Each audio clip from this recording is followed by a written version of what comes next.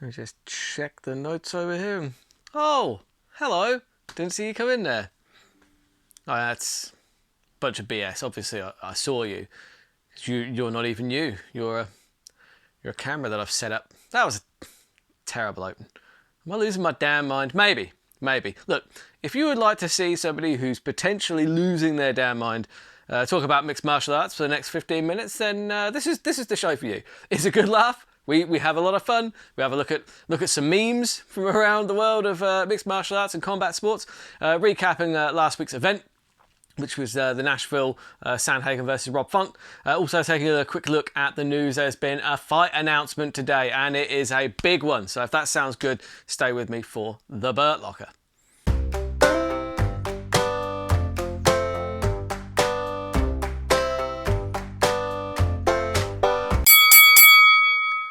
Right, okay, so UFC Nashville. Now, initially, the reason this video is late is because basically TNT Sports, or formerly BT Sports, are trash.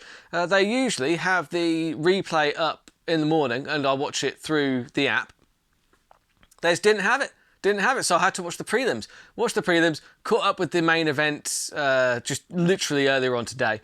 So I'll run through those really quickly. So the standouts for me, Cody Durden versus Jake Hadley on the prelims. I would thoroughly recommend that you go back and watch that fight. If you want to see two crazy submission attempts, I mean, I don't know how Jake Hadley didn't get put out from the Anaconda choke, and I do not know how Durden didn't tap to that armbar. The armbar's there. That is tight as all hell. I don't know how both of them didn't tap out there. Big respect to both guys. It was a very, very fun fight. I'll say it. Go back and watch it. I'm sure Jake Hadley has alluded to the weight cut not being particularly good for him on this occasion, and I did allude to that fact that he is quite large for that division. I did think that in Cage Warriors, when you saw him fighting some of the guys who were kind of more natural flyweights, Hadley did look quite a lot bigger. So maybe that cut is maybe he should consider bantamweight. He might feel a little bit better, and because the skill set's all there. Obviously, he has the skills. It's just I don't know. I don't know what the answer is, but if the weight cut's bad, surely that compromises you and it does you more harm than good. Is all I would say. Then you had Jeremiah Wells. Oh man, he was winning the whole fight until he wasn't. He got put out. Fair play to Harris. Harris never gave up on himself. He always gave him a chance. And look, when you can pull a choke out of the bag like that, then yeah, you've always got a chance. Congratulations to Harris. Better luck next time, Jeremiah Wells, I guess. Then Diego Lopez. Wow, what a fight. I mean, thing is, I had Diego Lopez by knockout because he is a knockout. He's very good on the feet. But that arm in triangle armbar, spectacular, absolutely fantastic. I believe it earned him a Performance of the Night bonus, which I believe is his second in a row. So congratulations, Diego Lopez. He's got a very, very bright future.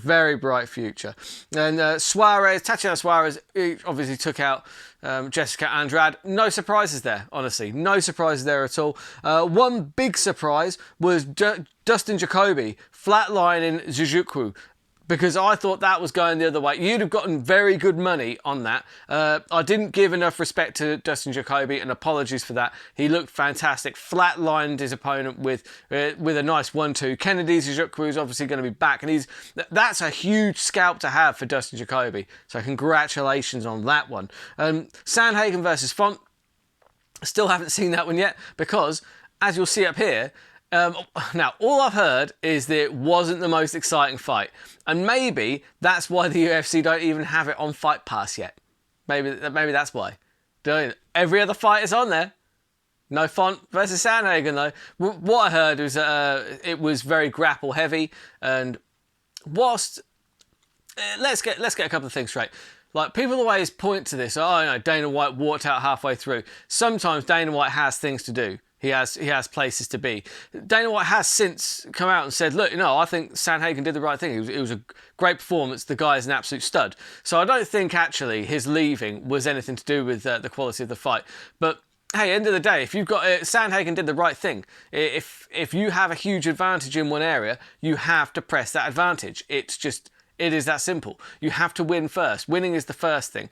But you do also have to be exciting. It's a risky one. Because look at John Fitch, you know what I mean? He was great when he was winning. As soon as he wasn't, see you later. Your style doesn't really move the needle. And it is entertainment first. Whilst, yeah, you do need to win, mixed martial arts, especially in the UFC, is entertainment first and foremost. Because if it wasn't entertaining, people wouldn't watch it and there would be no money in it. So you must entertain. That's the core point that I'm getting to in that anyway. Yeah, so I haven't actually watched the fight yet. I've read the write-up. I don't think I missed an awful lot. So yeah, my bets were terrible. I mean, 6 out of 12 is not ideal. I normally hit way higher than that. Like I said, the last few events, I've had my 12, 13 fight accumulators only missing by 1. So to miss by 6 in that one is not great. That's not brilliant. So look, hey, all you can do is do a little better each time. In this case, I did worse than the last time. So I don't know. I don't really know what to do with that information. Just try and be better in future. How did your bets get on? Let me know in the comments. Look, did you have any accumulators coming off? Because I love seeing when people's parlays, I think the Americans call them parlays, is that right? Let me know in the comments. Is a parlay the same thing as an accumulator? I believe that it is. I know there's a lot of people in America that do watch, but I believe an accumulator is a parlay. Same thing. So yeah. And also, whilst I'm talking about comments, just go ahead, hit subscribe. We have a fun time here. It just means that, like, if you hit the bell notification, you can see when the videos drop, because I do kind of previews of all the fight cards. They're called casuals guides. They're really good because they're informative. What they do is they give you information on every single fighter. I do make my own picks, but I give you information on every fighter and little bits about their fighting styles, things that I've noticed, because all I do is watch fights. I watch fights obsessively. I don't know. I mean, I should get a life, really, but it's useful information on every single fight, and it doesn't take all afternoon, because a lot of these preview podcasts, like, you're looking at like 2.5 hours. Who has time for that? I don't. You know what I mean? I don't have time to listen to a whole 2-hour podcast. Like, I very rarely get to listen to a whole Rogan in one go anymore. In fact, it just doesn't happen. I have to listen to them in hour-long segments. I just can't do the whole thing anymore because I have stuff to do. You know what I mean? Just like you do. I respect that you guys have full, rich lives, and you would like a nice preview of a fight card, ideally in 15 minutes, and that's what I deliver each and every week. So hit the bell notification, hit subscribe, and I also have fun. Do you know what I mean? We have these fun wrap-ups after the fact, and make fun of myself for getting a few of them wrong, and also laugh at a few memes. And I also do on the day of the fights. Usually, I put to a video where my money where my mouth is. I put my bets down. That's usually on the Saturday of the fight cards. But yeah, either way, we have a lot of fun. It's weekly content. If you enjoy mixed martial arts and you enjoy having a little bit of a laugh and not taking it too seriously, this is honestly the channel for you. So just hit subscribe, and yeah. So moving on to other combat sports news, obviously we had a boxing match at the weekend. I call it a boxing match. It was a boxing ex-MMA fight. I think we all know the one. It's Jake Paul versus Nate Diaz. Now, one of the complaints I've seen a lot of people alluding to is just like, well, Jake Paul, he's just boxing like a jiu-jitsu guy. It's like, look, Nate Diaz, yeah, okay. He's excellent at jiu-jitsu because he's always been famous for getting those triangles in, flexing as he's submitting people. It's fucking brilliant. But he also has he's a boxer / jiu-jitsu guy. He's been boxing a long time. Don't pretend like Nate Diaz doesn't know how to box. Of course he bloody does. Don't put it down. Don't pretend like Jake Paul was boxing Damian Maia or something. Don't pretend like, oh well, Nate Diaz is just a pure grappler, so he didn't stand a chance. No, he did stand a chance because Nate Diaz has boxing in his repertoire. So look. Fact of the matter is, Jake Paul was probably 2 weight classes bigger. That always helps. He's also quite a lot younger. Like Nate Diaz, like it was fun. I watched the highlights. I didn't pay for the whole thing. I could probably rewatch it on DAZN now because Game Pass, NFL Game Pass has moved over to DAZN now. So by default, I now have a DAZN account. which is nice because I think the Anthony Joshua fight, I don't think that's going to be on pay-per-view. So I think I'll just get that through my new DAZN account. So pretty psyched about that. Oh, he's going to fight some guy I've never heard of. I'm not hugely into boxing, but yeah. So yeah, Nate Diaz obviously lost the decision. I didn't think it was as one-sided as the judges had it. The judges had it like ridiculous, like 98-91. I didn't think it was that one side. I mean, again, I only watched the highlights, so by all means, let me know. Look, were the highlights misrepresentative of how the fight went? Let me know in the comments, please, because when I was watching it, I thought that Nate Diaz looked pretty competitive in a lot of those rounds, apart from when he got knocked down. But outside of that, he was landing the volume and fighting as we thought he might, with the pitter-patter punches, but still landing and scoring. Either way, it's another win for the problem child. Look, people are saying, oh, he's got to stop fighting these ex-MMA guys. I don't know. I mean, it's working. It's padding his record. He's making a lot of money. The MMA guys are making a lot of money. I don't see a huge problem with it, honestly. I think, keep doing it. I'm half interested. I am. Like, it's. I'll watch it I'll watch the highlights the next day, usually, unless he's fighting somebody really here. I mean, people are saying send in Alex Pereira, but it's like, I mean, that's not going to happen. I think the more realistic fight, I would say that, what was it, about three years ago, Jake Paul kept on calling out Conor McGregor. I would say that fight, it has never been more likely. I went on record a couple of years ago and said, well, obviously, that's never going to happen. I take that back. I think it probably might. I think there's a good chance. Yeah, it's like going back to the Donald Trump thing. It's like, do you think Jake Paul and Conor McGregor will ever happen? They would never do that. That's never going to happen. Yes, if this doesn't work out, yeah, it probably will. Yes, it's just literally that is how that has gone. But yeah, next up. Obviously, there was a bit of a debacle with Wonder Boy's last fight. His opponent missed weight, so then he didn't fight, and then he didn't get paid his show money. And there's been a very interesting article that I'll bring up here. I won't read it out word for word, but effectively, Dana White, he had an interview, and it was quite interesting, because it was as I thought. Look, at the end of the day, they offered Wonder Boy further fights. Wonder Boy declined them, and Dana's going to be working with him to figure out how much his camp cost, and then figure out like some additional compensation on top of that, because obviously Wonder Boy made weight. But Wonder Boy, he makes a pretty solid check. Do you know what I mean? He's on like $250,000 a fight. You can't just get $250,000 not to fight. You know, come on, look. Dana White and the UFC are going to take care of Wonder Boy and make sure that he doesn't lose money, but you have to fight.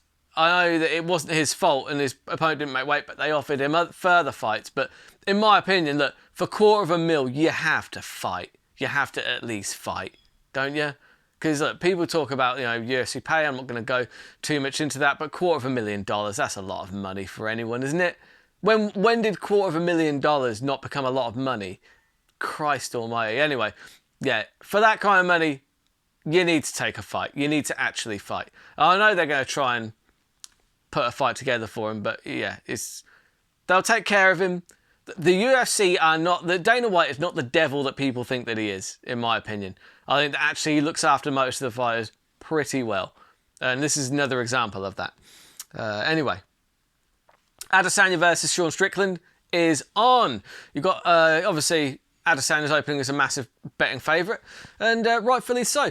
For me, yeah, okay, Adesanya's a huge favourite because he's one of the best kickboxers in the world, and this is likely going to be a stand-up fight. It's not like Sean Strickland's going to be shooting power double legs the entire time. However, I would note that it also frees Strickland up a little bit, because what's he got to lose here? He's going to go in there with absolutely nothing to lose. He hasn't got to worry about being dry humped up and down the octagon, because that's not Adesanya's style either. This is likely going to stay on the feet. Sean Strickland spars every day. He's a violent man. He lives for fighting. He loves fighting. He lives and breathes it. The reason his timing is so spectacularly good is because he spars every single day. And his timing could be the thing that causes, Adesanya a couple of issues. In boxing range, I wouldn't say in kicking range, Adesanya will likely keep this in kicking range, and in that range he is going to probably beat Strickland pretty handily. But don't let Strickland get into boxing range on you, because that's where he's in his element. And while Strickland doesn't have one punch knockout power, he's got that kind of Diaz style power where it's like he'll just hit volume on you until eventually you're like, whoa, I'm kind of lightheaded, and all of a sudden you're against the fence, you're looking up at the lights. I believe it was Frank Shamrock that described Nick Diaz's boxing as that. I believe it was Frank Shamrock.